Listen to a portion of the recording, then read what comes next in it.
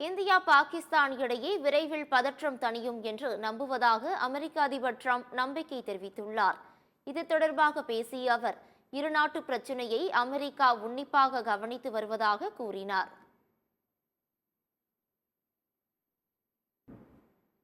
இந்நிலையில் இந்தியா பாகிஸ்தான் உச்ச பொறுப்புணர்வுடன் நடந்து கொள்ள வேண்டும் என்றும் ஐநா பொதுச் செயலாளர் ஆண்டோனியோ குட்டரஸ் வலியுறுத்தியுள்ளார்.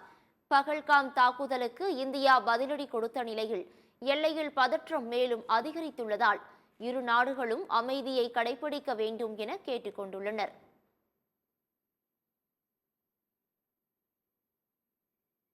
இந்நிலையில் அமெரிக்க வெளியுறவு அமைச்சருடன் இந்திய தேசிய பாதுகாப்பு ஆலோசகர் அஜித் தோவல் தொலைபேசியில் பேசினார்.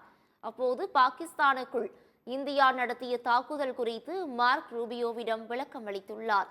இதேபோன்று பாகிஸ்தானுக்குள் நடத்தப்பட்ட தாக்குதல் குறித்து உலக நாட்டு பிரதிநிதிகளிடம் இந்தியா விளக்கம் அளித்துள்ளது. பகல்காம் தாக்குதல் பதிலடி குறித்து பிரிட்டன், ரஷ்யா உள்ளிட்ட நாடுகளிடம் விவரித்துள்ளது.